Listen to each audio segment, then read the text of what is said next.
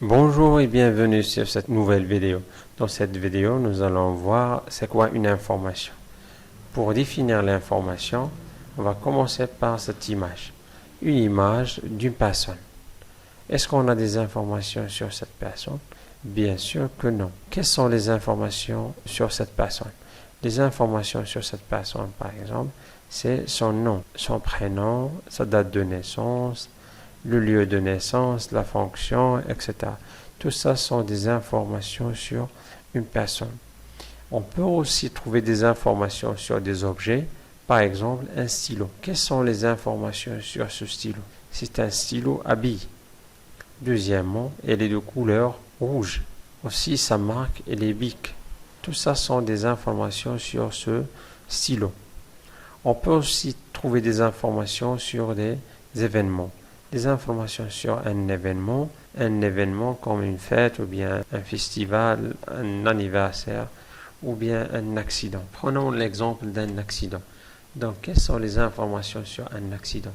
Des informations sur un accident comme la date de l'accident, le temps, le lieu, les dégâts de l'accident, etc. Tout ça sont des informations sur cet événement. Si on considère l'information comme un renseignement, donc l'information est un renseignement sur une personne, un objet ou bien un événement, comme par exemple le nom d'une personne, la couleur d'un objet ou bien la date d'un événement. Mais en informatique, une information, c'est un signe qui peut être transmis, par exemple un clic d'une souris ou bien la connexion à Internet. L'information peut être un signal électrique. Ici, si on veut exprimer l'interdiction de fumer, prenons cet exemple.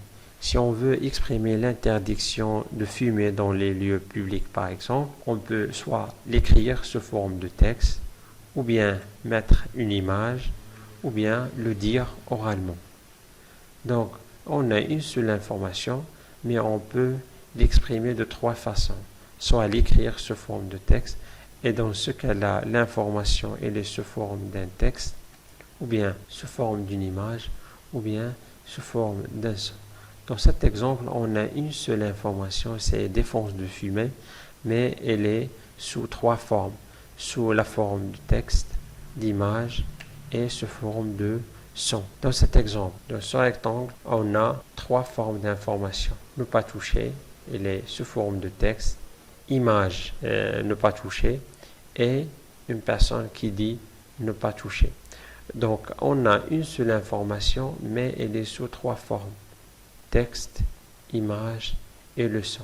C'est ce qu'on appelle les formes d'information. Donc, une information peut être sous forme soit de texte, d'image ou de son. Ces trois formes d'information sont les formes basiques. Mais on peut trouver d'autres formes d'information si on combine par exemple l'image et le son. Dans cet exemple, on a un rectangle. Combien d'informations sur les dimensions du rectangle? Est-ce qu'on a des informations sur les dimensions du rectangle? La longueur et la largeur? Non. Maintenant, on a deux informations, la longueur et la largeur. Grâce à ces deux informations, longueur et largeur, est-ce qu'on peut trouver une troisième information? Bien sûr que c'est oui, parce qu'on peut trouver soit le périmètre ou bien la surface.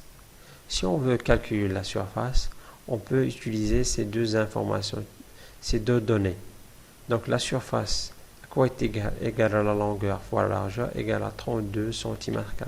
Donc la surface égale à combien? Égale à 32 cm². Maintenant, on a combien d'informations? On a trois informations. Comment on a obtenu cette information?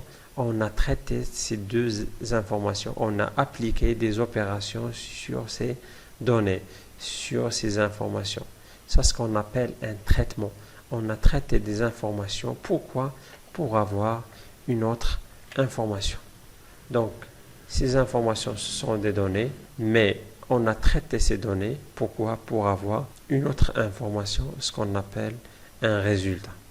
Et maintenant, c'est quoi traiter des informations? Si appliquer des opérations sur des données, des informations, pourquoi? Pour avoir d'autres informations. On a des données et on veut les traiter, pourquoi? Pour avoir un résultat. Donc 15 multiplié par 3, après un traitement, on a un résultat, c'est 45. Voilà, c'est le produit de ces deux nombres.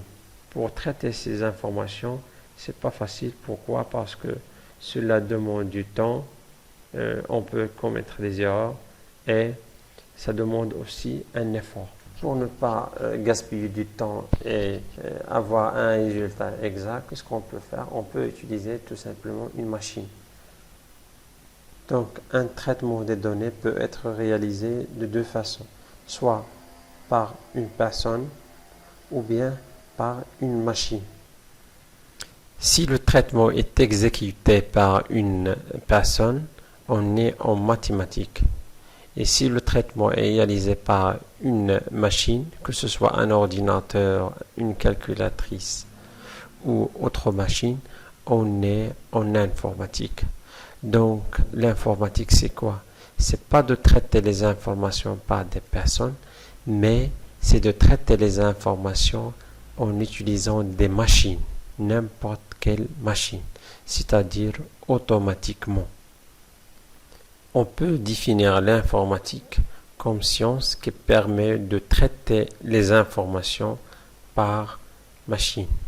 Donc, l'informatique, c'est la science du traitement automatique, c'est-à-dire par machine, des informations. Et le mot informatique, il est composé de deux parties. Information, matique, c'est automatique.